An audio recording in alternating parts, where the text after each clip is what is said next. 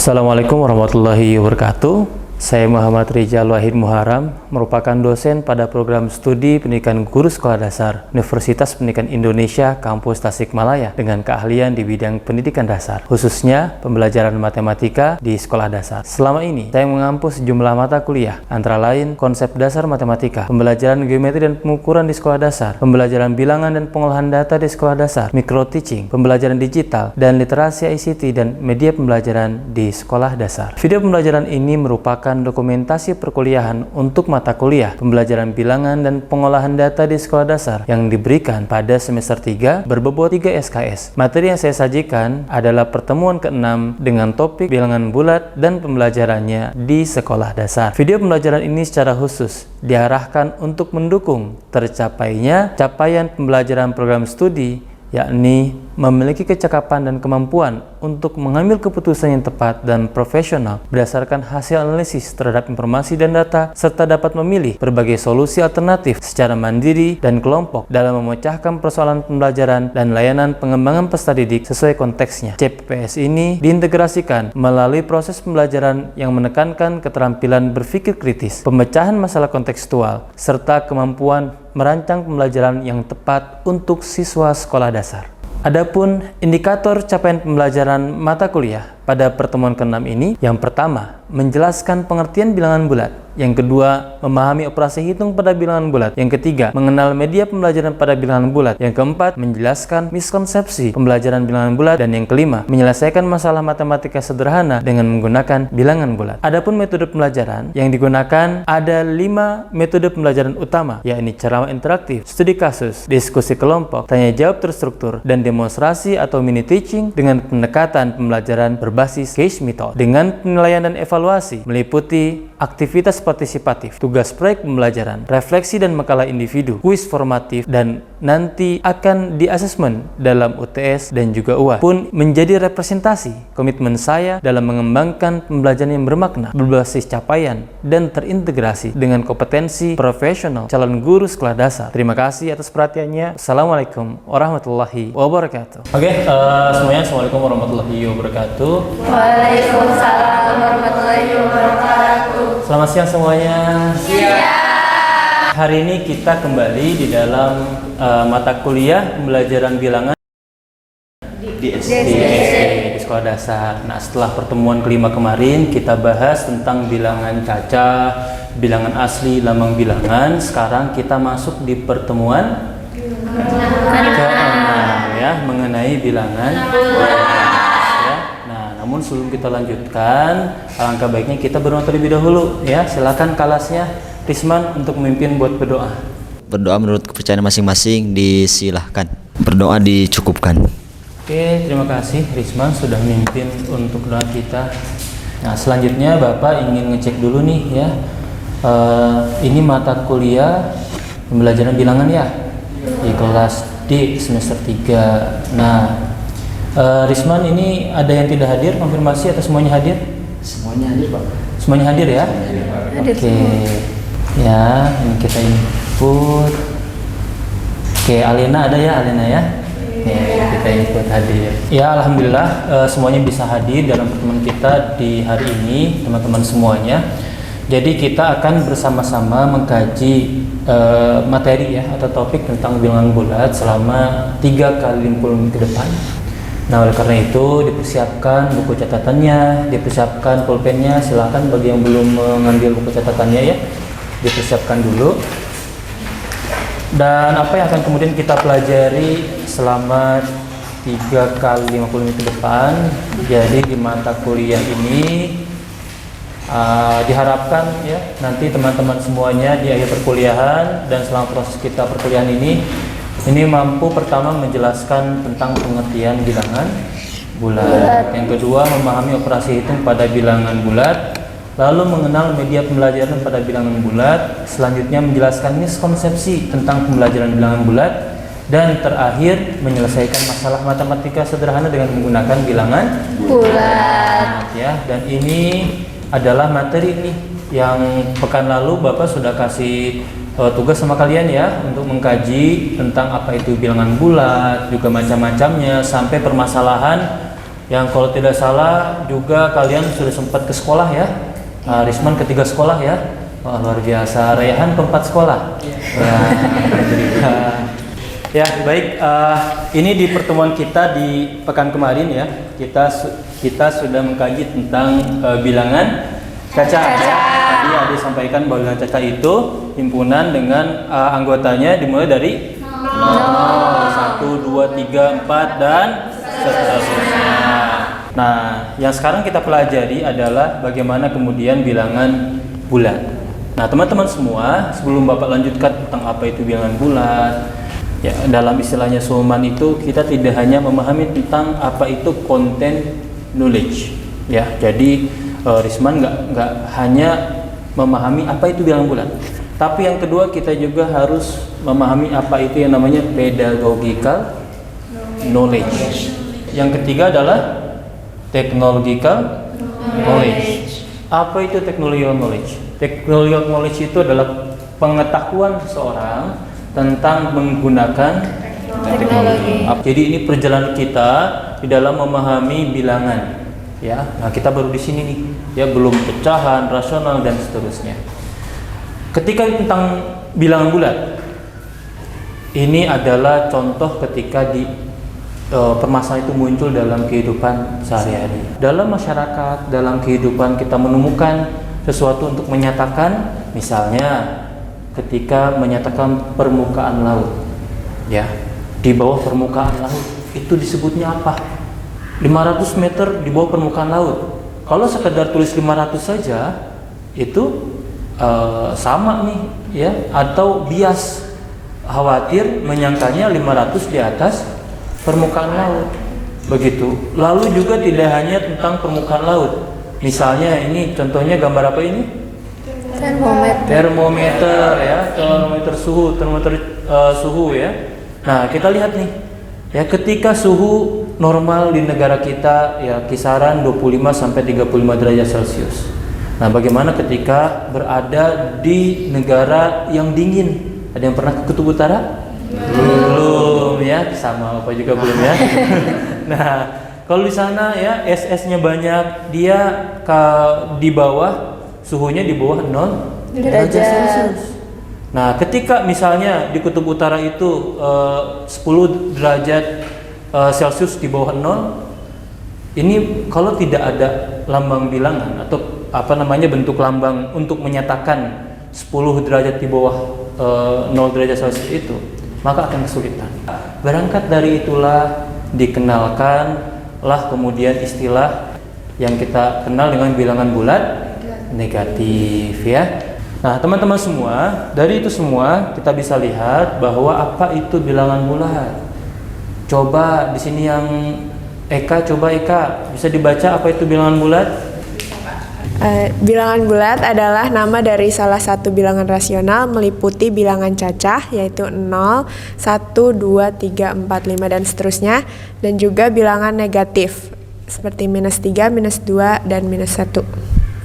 Oke ya. Nah, jadi Bapak kira ya sangat sederhana kita memahami ini ya tentang apa itu bilangan bulat.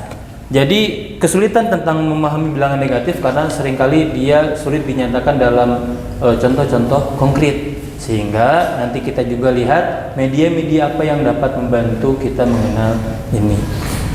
Oke, selanjutnya ketika kita bicara bilangan bulat, maka ada macam-macam bilangan bulat. Ada bilangan bulat positif, ada bilangan bulat negatif dan bilangan bulat nol. Nah, selain itu ada juga bilangan bulat ganjil. Kalau bilangan genap habis dibagi 2 ya. Katakanlah 2 dengan negatif 2 lebih besar mana? 2. Yang kedua adalah aktivitas mengurutkan bilangan bulat ya. Nah, dalam garis bilangan boleh nanti kalian catat juga ya, adalah representasi visual dengan atau dalam bentuk garis yang memanjang kedua sisi, di mana di dalam garis ini terdiri dari titik-titik yang setiap titiknya itu melambangkan masing-masing bilangan real. Tentang operasi hitung bilangan bulat ya. Teman-teman tadi kita lihat ya, dulu kita belajar positif, positif, negatif, positif, negatif, negatif, negatif, positif. Nah, dari mana itu? Sekarang yang itu yang kemudian kita pelajari ya. Jadi kita bukan mengulang hanya sekedar materi esai, tapi juga mengenal bagaimana cara mengajarkannya. Nah, untuk mengenalkan ya kepada siswa tentang bagaimana kok agar mereka mampu untuk mengoperasikan bilangan bulat ini. Nah, yang pertama adalah kita bisa menggunakan garis bilangan ya. Nah, coba lihat di situ. Kita akan mempelajari nih. Nah, ini saya punya media. Ini media sederhana. Ya, ini garis bilangan. Oke. Nah, teman-teman semua, dalam melakukan garis bilangan penjumlahan, ya kita lihat pertama ada syaratnya dulu. Operasi hitung itu menunjukkan langkah. Ya. Nah, langkah itu maju atau mundur. Nah, jadi kalau ke kiri, ya, nah ke kiri, gitu ya, maka itu negatif, makin negatif. Ke kanan maka makin positif. Nah, oke, kita langsung aja ya, langsung konkret nih. Contoh, kita confirm apakah benar atau salah nih menggunakan kalau 3 tambah 1. Saya kira udah. Kita coba yang C dulu deh ya. 3 ditambah Minus 4. negatif 4. 4. Nah, 3 ditambah negatif 4. Dalam penggunaan garis bilangan, dia akan selalu bermula dari bilangan 0 ya, seperti kalian mengisi bensin di mana? Dimulai dari Di SPBU ya, mulai dari 0. Nah, dari 0 ini kemudian karena ini positif ya, 3 ini positif, maka dia menghadapnya ke kanan. arahnya ke kanan ya. Gitu. Oke. Nah, jadi ini menunjukkan arahnya. Oke. Nah, setelah ini kita lihat dulu nih. Ini penjumlahan. Berarti kalau penjumlahan dia maju atau mundur? Maju. Ya, kita kunci dulu tuh maju. Nah, selanjutnya negatif 4 dia negatif, maka arahnya ke kanan atau ke kiri? Kiri. Maka berbalik arah enggak?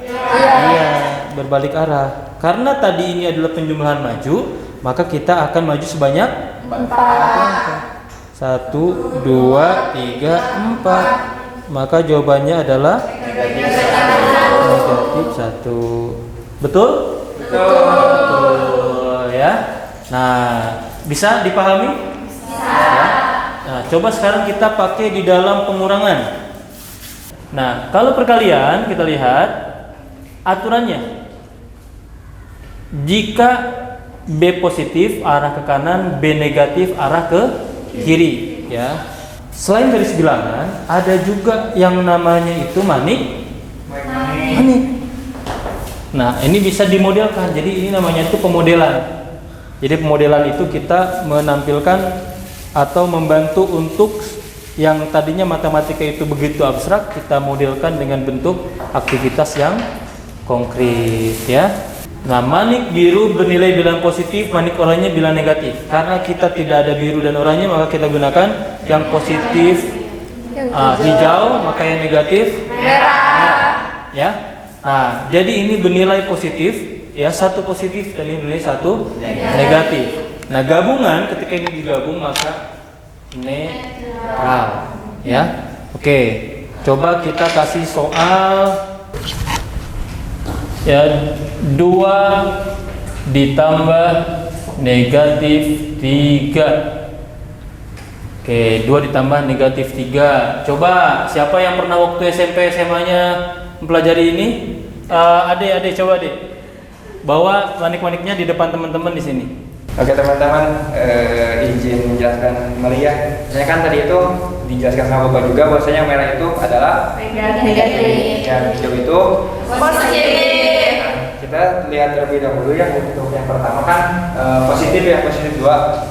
Jadi kita menyiapkan 2 buah manik-manik yang hijau. 2 manik-manik hijau. Nah, kemudian yang kedua di sana kita menyiapkan 3 negatif 3. Berarti manik-maniknya yang berwarna Merah. ya teman-teman, 3 ya. Ini kan tidak ada 2 Dua manik-manik. Ketika melihat di sini, ketika ada dua manik-manik negatif dan positif, berarti dikatakan bernilai netral yang 0. Ini kan udah ada pasangannya yang ini, jodohnya udah ada ya, hijau dan merah. Jadi kosong. Habis. Ini juga udah ada pasangannya. Jadi habis. Nah, tinggal sisa 1. Ini berarti sisanya 1 Negatif. Negatif 1. Oke, negatif 1 ya, karena ini jadi 1 ya, tinggal ini negatif. Oke, tepuk tangan dulu buat Ade. Oke, nah teman-teman semua, tadi yang dilakukan oleh Ade itu adalah menunjukkan aktivitas menggunakan enaktif. Ya, tahapan enaktif itu tahapan menggunakan benda konkret. Nah, setelah tadi aktivitas Ade itu negatif, saya menunjukkan aktivitas ikonik, di mana aktivitas bentuk konkret tadi, ya pecahan-pecahan itu ditunjukkan dalam bentuk gambar. Ini adalah aktivitas ikonik. Nah, setelah aktivitas ikonik ini, maka kita masuk kepada aktivitas simbolik. Ketika sudah berubah berbentuk angka-angka, biasanya siswa diajarkan oleh guru-guru langsung berbentuk angka atau simbolik. Inilah yang menjadi tantangan. Guru tidak lewat enaktif, tidak lewat juga ikonik, tiba-tiba langsung dikasih simbolik. Itu bertentangan dengan teorinya Jonas Brunner bahwa mengajarkan matematika itu bermulai dari aktivitas nyata. Ya, enaktif dulu, lalu ikonik, kan siswa jadi tahu nih, oh ya itu maksudnya ke situ. Lalu simbolik. Ketika enaktif itu sudah terhubung dengan ikonik, jadi kita nggak perlu selalu pakai konkret, karena siswa sudah, ketika mereka sudah memahami proses ini, ketika diberikan soal-soal yang sudah berbentuk angka-angka, niscaya mereka sudah mampu untuk mengerjakan. Oke, ada yang mau bertanya? Oke, silakan Eka. Izin bertanya Pak, kan untuk mengajarkan kepada anak tadi dimulai dari tahap apa sih? Enaktif, ikonik, lalu simbolik. Nah itu kan tahapnya ada 3 gitu Pak. Lumayan banyak gitu 3 tahap itu. Bagaimana mengajarkan ketiga tahap itu kepada peserta didik gitu Pak. Sedangkan kan waktu belajar di kelas itu kan terbatas gitu. Seperti itu Pak. Oke. Terima kasih. Baik, pertanyaan yang bagus ya dari penyampaian Eka ini. Betul. Memang challenge untuk deep learning, pembelajarannya begitu mendalam itu, challenge-nya adalah di sisi waktu. Apakah semua ini kemudian ini dikenalkan kepada siswa? Nah, garis bilangan itu menjadi materi yang memang diajarkan, sehingga hal itu dikenalkan kepada siswa, begitu ya. Adapun yang lain, misalnya manik-manik, gitu ya, atau kemudian juga pola bilangan, ini bisa menjadi bagian yang dikenalkan kepada siswa, baik itu diajarkan di dalam kelas, ya, maupun secara flip classroom. Apa itu flip classroom? Ketika guru menyiapkan video pembelajaran, guru menyiapkan bahan ajarnya, nanti siswa di rumah mempelajari itu didampingi dengan orang tuanya masing-masing, dan saat besok ke sekolah, siswa kemudian dikonfirmasi oleh guru, ya, sejauh mana mereka memahami apa yang sudah disusun oleh gurunya, ya. Jadi seringkali memang pendalaman ini bisa masuk ke dalam pengayaan, artinya bagi mereka yang sudah mampu ya melakukan operasi hitung, mereka lakukan itu. Atau yang kedua, menggunakan dengan konsep pendekatan flip classroom, ya. Begitu ya Kak ya? Oke, terima kasih. Saya akan memberikan kepada kalian ya, ada lembar kerja untuk kemudian beraktivitas secara kelompok bersama-sama. Oke, Ade, Raihan. Kelompok ketiga tanya Risman. Oke, kalian bisa lihat lembar kerja mahasiswa itu, silakan kalian isi. Di sana ada soal-soal mengenai penyelesaian tentang garis bilangan, ya. Jadi silakan kalian selesaikan itu, begitu ya. Nah, kemudian juga ada penggunaan manik-maniknya, kurang lebih sekitar 1 kali 50 menit, ya. Kalian bisa kerjakan itu bersama-sama. Kalian bebas untuk memilih tempat. Silahkan. Nanti kita kembali untuk mempresentasikan hasil kerja kalian, oke? Siap. Oke. Atasnya.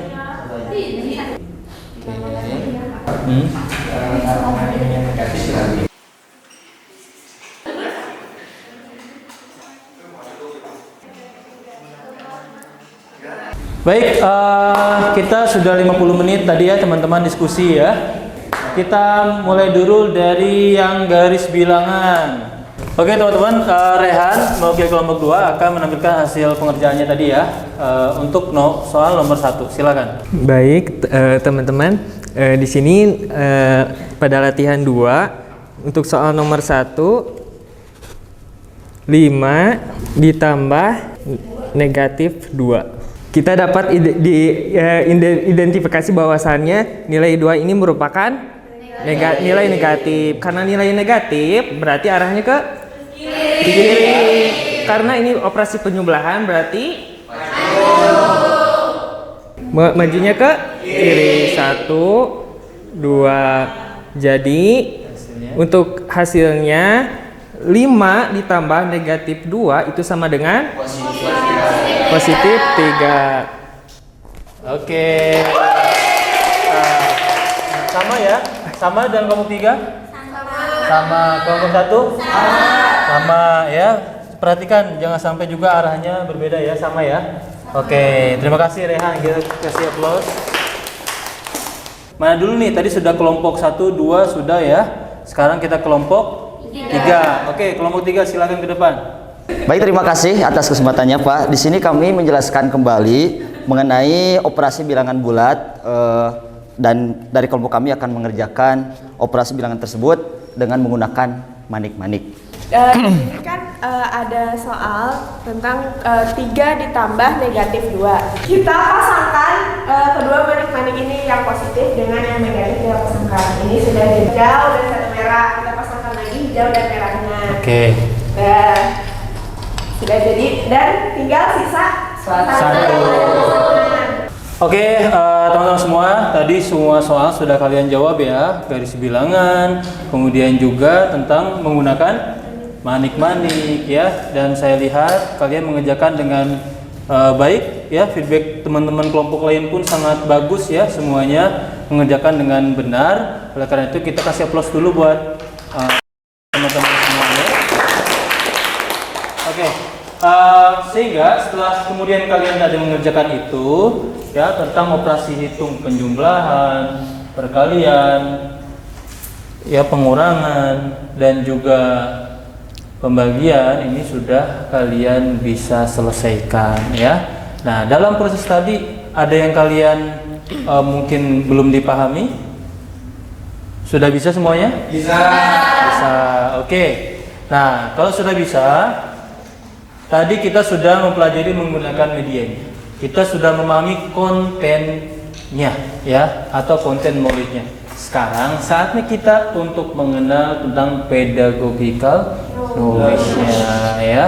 Nah, meskipun tadi kita juga ada pedagogical knowledge-nya, tapi ada satu hal yang juga penting dan sangat penting untuk kita pahami adalah kita cari tahu nih, apakah ada permasalahan dalam pembelajaran bilangan bulat. Oleh karena itu, ya saya punya kertas plano. Tadi sudah kalian kerja kelompok dengan baik. Nah, sekarang ada kajian yang juga perlu kalian tuntaskan di 50 menit terakhir ya di perkuliahan kita. Jadi ini adalah kertas plano yang nanti kalian jawab atau kalian uraikan.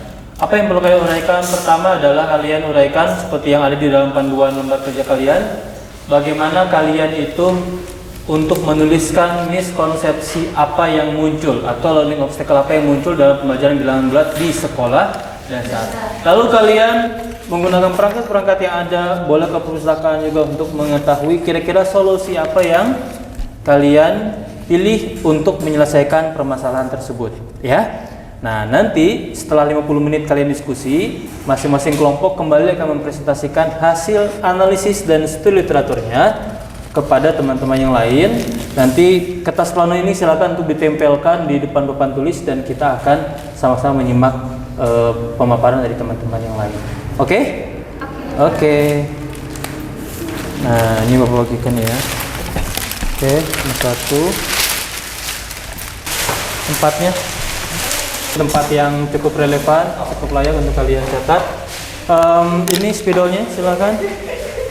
Oke, kalian bisa baca di dalam LKS-nya masing-masing ya, di dalam latihan keempat itu ada panduan ya, kalian simak baik-baik.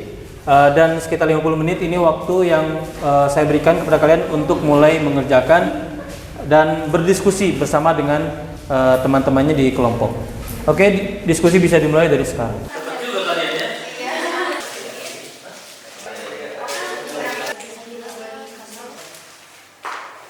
Oke, teman-teman semuanya, tadi udah sekitar 50 menitan ya kita diskusi bareng teman-teman. Tadi saya lihat juga cari referensinya ya, sampai begitu banyak tuh ya, kalian mengenai satu persatu artikel-artikelnya sampai kalian menemukan permasalahan-permasalahan konsepsi yang ada dalam pembelajaran bilangan bulat. Sekarang waktunya kalian untuk mempresentasikan, mempertanggungjawabkan apa yang sudah kalian diskusikan. Teman-teman lain silakan untuk memberikan feedbacknya ya. Kita mulai dari kelompok 1 dulu. Kelompok 1 mana? Oke, silakan kelompok 1. Kita kasih aplaus dulu. Assalamualaikum warahmatullahi wabarakatuh. Di sini saya perwakilan dari kelompok 1, izin menjelaskan tadi ya hasil diskusi saya bersama teman-teman kelompok. Tadi saya mencari beberapa referensi, terdapat banyak sekali miskonsepsi. Salah satunya yaitu yang negatif ditambah negatif itu hasilnya positif. Oleh karena itu, kelompok kami mengambil solusi bisa dianalogikan ketika siswa tersebut misalkan menyelam. Dari kelompok 1, terima kasih. Oke, tepuk tangan ya. Baik, di sini jadi kelompok 1 ini menunjukkan bagaimana kita lagi-lagi memodelkan matematika ya. Kalau kan misalnya negatif 5 ditambah negatif 10, kok bisa negatif 15? Nggak kebayang. Maka ditunjukkanlah modelnya dengan bentuk aktivitas kontekstual tadi. Oke, kita berikan aplaus ya buat Kang Ade. Oke, jadi sudah kelompok 1, sekarang kita lanjutkan kepada kelompok 2. Silakan kelompok 2 perwakilannya ke depan, kita berikan aplaus. Perwakilan dari kelompok 2 akan menjelaskan terkait dengan miskonsepsi anak terhadap bilangan. Nah, di sini ada terkait miskonsepsi bahwasannya bilangan negatif lebih besar dari bilangan positif karena angkanya lebih besar. Tadi apa yang dipaparkan oleh kelompok 2 ya, tentang permasalahan bilangan negatif lebih besar dari bilangan positif karena angkanya lebih besar. Tadi Bapak juga catat, memang ini betul ya, kalian berhasil menemukan miskonsepsi yang juga sering muncul karena anak hanya sekedar melihat angkanya ya, tidak melihat tandanya. Padahal konsep dari negatif 8 dengan 3 itu lebih besar 3. Dengan garis bilangan tadi sudah relevan ya. Kita tunjukkan dengan pemodelan menggunakan garis bilangan. Baik teman-teman, setelah tadi teman-teman mendiskusikan, sekarang kita masuk ke tahapan asesmen ya. Jadi silakan, sudah saya buat ya untuk teman-teman, silakan join Equasis pakai perangkatnya. Lalu saya akan melihat sejauh mana kalian sudah mempelajari materi hari ini dengan baik. Oke, sudah mulai banyak. Nah, sekarang kita siap untuk mulai ya. Oke, silakan dikerjakan dengan sebaik-baiknya.